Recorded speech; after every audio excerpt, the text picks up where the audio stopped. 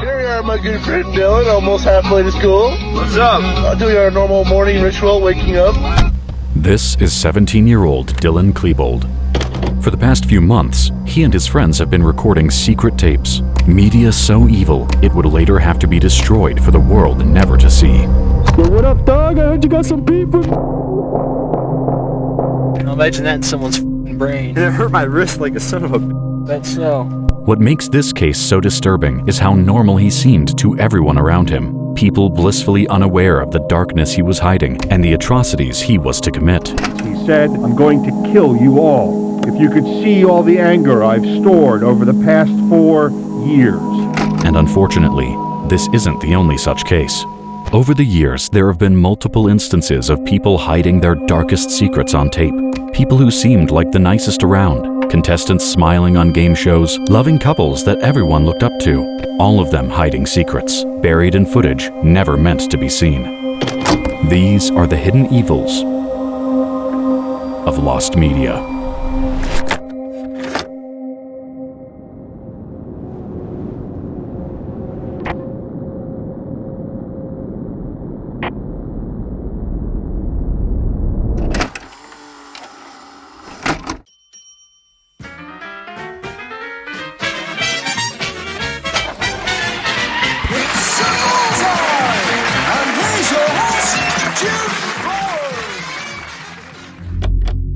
It's the 1980s, the United Kingdom. A British game show called Bullseye is airing on ITV. Hosted by comedian Jim Bowen, the show is a massive hit, drawing millions of viewers across the country every week as families tune in to watch ordinary people compete in a darts-based quiz show. It was light and fun, which is why no one expected the show to one day become key evidence in one of Britain's darkest murder cases. May 1989, a new episode of Bullseye goes live with a fresh set of contestants. At first glance, everything seems normal. Regular people competing for prizes, just like any other episode. But it isn't until you take a closer look at one of the contestants that things become interesting. You've got an unusual hobby, John, haven't you? Oh yes, the scuba diving. The scuba diving. And And apparently it's the place to do it down there, isn't it? oh, we've got the coastline. Because is it the mountains are sort of inverted and you've got all these... Well, we've got the deep water where you can sort of swim over mountains and all sorts of Yeah, we hope you all have a good night with us. Give them a round of applause. His name is John Cooper, a middle-aged man from Pembrokeshire, Wales. On camera, he seems friendly and even likable, but when you watch the clip closely, you can't help but feel that something's off about his response to Jim Bowen's question. Maybe it's the slight hesitation before he replies, or the way he mumbles his words. It's hard to put your finger on, but something about this moment isn't right. As for the game itself, Cooper didn't do well. His team scored the lowest out of all the contestants and were eliminated early, walking away with nothing. The episode airs, and no one thinks about John Cooper again. Like the thousands of game show contestants before him, he disappears back into everyday life, returning home to Pembrokeshire, a place that would soon make headlines for one of the most gruesome crimes the region had ever seen. Tonight's reconstructions is a case that made the headlines. The disappearance of those two walkers, Peter and Gwenda Dixon, on a cliff-top path in Pembrokeshire. If you think there's anything that you can add in any way, here's the number: 01811 8055. Just 4 weeks after the Bullseye episode, 2 bodies are discovered on the Pembrokeshire coastline, hidden in bushes and undergrowth. The victims are identified as Peter and Gwenda Dixon, a married couple from Oxfordshire who had been on holiday in Wales. Both had been shot at point-blank range with a shotgun, and more disturbingly, Gwenda Dixon showed signs of... Crimes like this were almost unheard of in the region, a place widely known for its safety and calmness. And it's the reason why immense fear began spreading throughout the region. Fear of a serial killer on the loose. See, this wasn't the only double murder that had recently taken place in Pembrokeshire. Just 4 years earlier, in December 1985, another couple, Richard and Helen Thomas, had been found dead at their farmhouse in Scoveston Park, both also shot at close range with a shotgun, and their house set on fire in an attempt to destroy all evidence. The double murder was eerily similar to that of Peter and Gwenda Dixon, yet police had no suspect, no leads, and no connection between the two cases. In fact, years pass with no new information, and both murder cases go cold. The entire region falls into stillness, with the only real noise being petty crimes and occasional robberies here and there. But it's one of these seemingly minor crimes that would turn out to reignite the cold cases. See, a man had been observed at an ATM using a stolen credit card. Not a big deal to police, but as they gather witness statements and descriptions of the man, they produce a sketch. And when one of the detectives looks at the sketch, a faint, nagging feeling creeps in. A memory. He has seen this person somewhere. A contestant on a game show, years earlier. John Cooper on the Bullseye. The build, the posture, the face, it's all a direct match. And as detectives look further into the stolen card, something stops them cold. You see, the owner of the card wasn't just anyone. It was Peter Dixon, the man who had been brutally murdered alongside his wife years earlier. Cooper was immediately detained, and his belongings seized and combed through for any further connection to the murders. And that's when the detectives came across something. A pair of shorts with a faint red stain. Peter Dixon's blood. With this revelation, it was clear John Cooper was responsible. The smiling, chatty man from Bullseye was a serial killer. In May 2011, John Cooper was found guilty of the murders of Peter and Gwenda Dixon, the murders of Richard and Helen Thomas, and of two teenage girls in a separate attack in 1996. He was sentenced to life in prison, forced to face the consequences of his grim actions. After his conviction, the Bullseye episode was quietly pulled from circulation and its online clips were taken down. Today, only fragments remain. Short glimpses of a man the world now knows as a killer. And it's when you go back and rewatch that moment where Jim Bowen asks him about his hobby, the hesitation, the mumble, it all makes sense. He was describing the Pembrokeshire coastline, the same place he would go on to murder Peter and Gwenda Dixon just weeks later.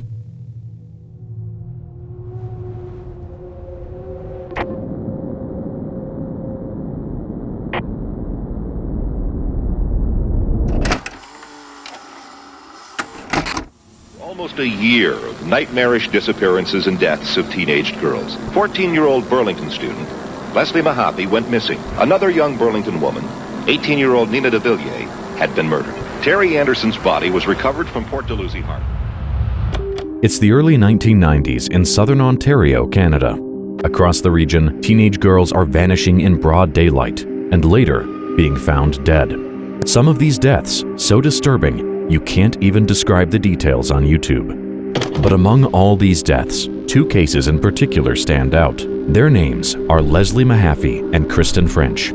Two schoolgirls, 14 and 15 years old, both of whom mysteriously vanished and were found dead days later. And it's when you really look into their deaths that disturbing details emerge. Leslie Mahaffey had disappeared from just outside her home in the early hours of June 15, 1991. 14 days later, after an intense search across the region, her body was found, dismembered, encased in concrete, and dumped in a nearby lake. Kristen French was abducted in broad daylight.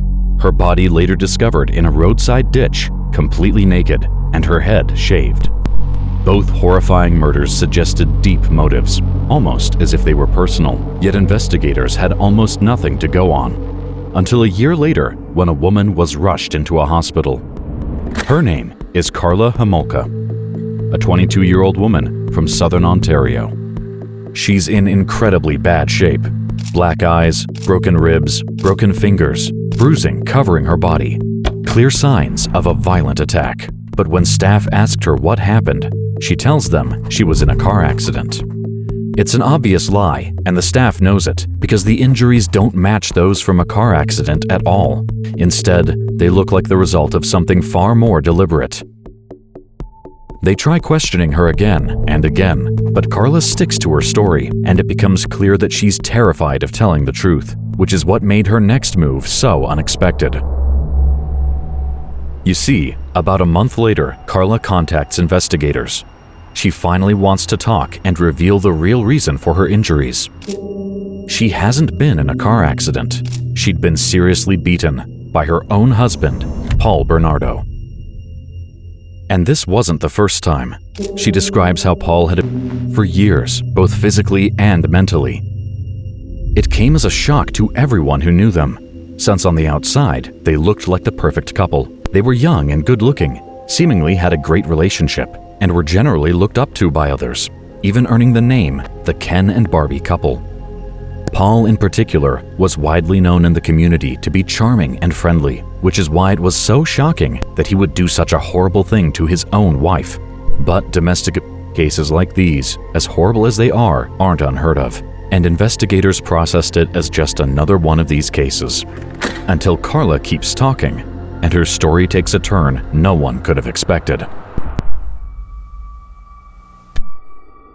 See, 2 years earlier, Karla's younger sister, 15-year-old Tammy, had died.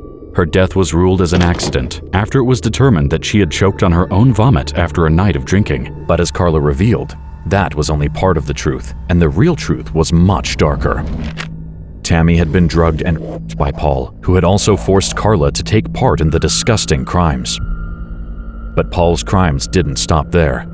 See, according to Karla, Paul was also responsible for something else: the murder of Leslie Mahaffey and Kristen French. She described how he kidnapped them and held them captive for days, where he would torture and them before killing them and getting rid of their bodies.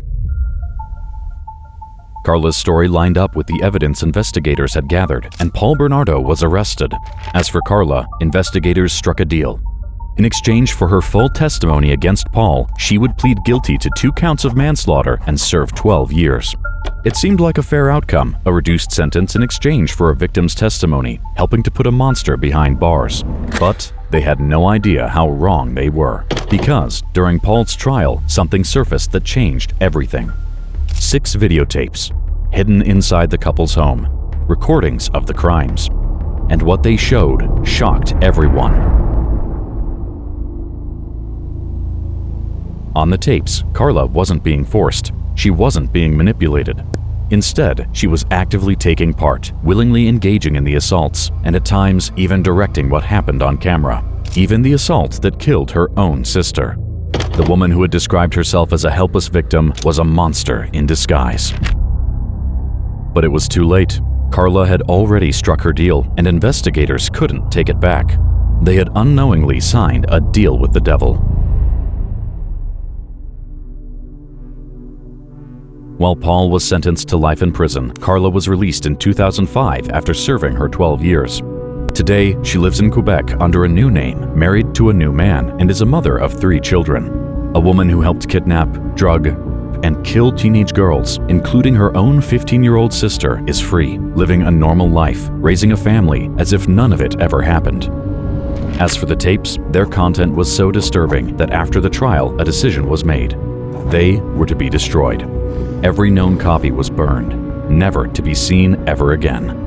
Had those tapes been found before the deal was made, the story would have ended very differently. Karla Homolka would likely have faced the same fate as her husband, Paul Bernardo.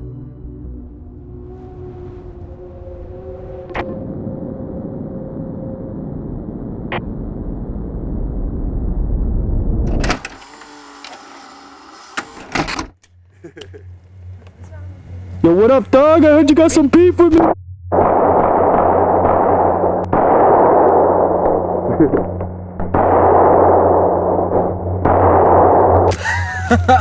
Slug! Imagine that in someone's brain. And it hurt my wrist like a son of a bitch. That's so. This is Eric Harris and Dylan Klebold. And in this footage, you are witnessing their descent. Because over the past few months, they've been preparing, collecting guns, buying ammunition, and meticulously planning what would become one of the most devastating attacks America had ever seen.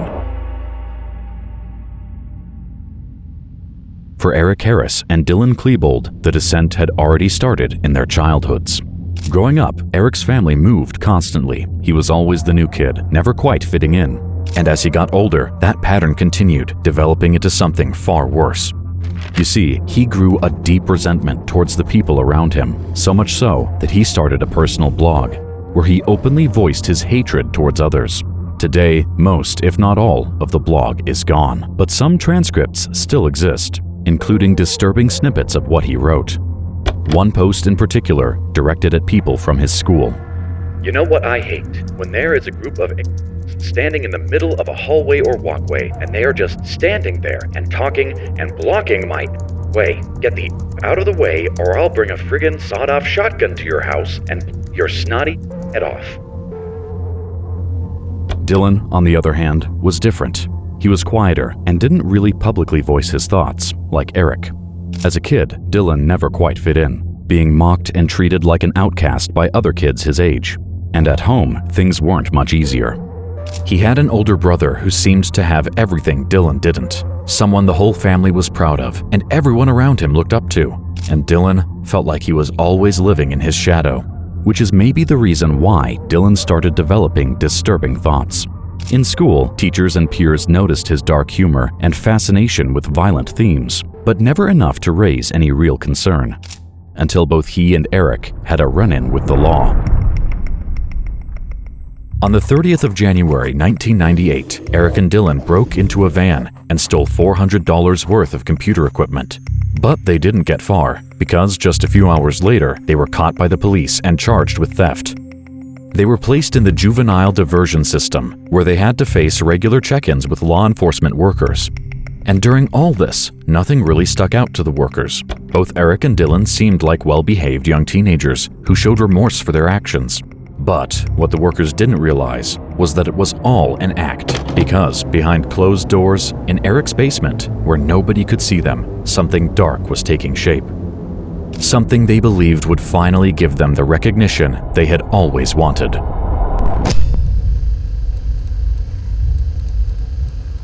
few hours of mindless violence today at a suburban high school outside Denver. 2 kids are believed to have killed and wounded about 50 of their classmates. And then, so. Shortly after 11:15 Mountain Time, the first signs of trouble. Outside Columbine High School, in the parking lot, students hear the sound of gunfire. But many students were trapped inside the building. For the next hour and a half, the 2 gunmen made their lives hell as they roamed the hallways, classrooms, and cafeteria, firing in every direction. The scene was chaos as paramedics tried to treat the wounded and parents tried to locate their children. All the while, inside the Columbine High School, the shooting continued. It was one of the deadliest school shootings America had ever seen. Yet, for Eric and Dylan, it was a failure. See, what the world didn't know is that the attack was never supposed to look like this. The shooting, the chaos, the 13 deaths, that wasn't the plan. That was the backup. And the real plan would all be revealed on a secret collection of video cassettes that would become known as the basement tapes.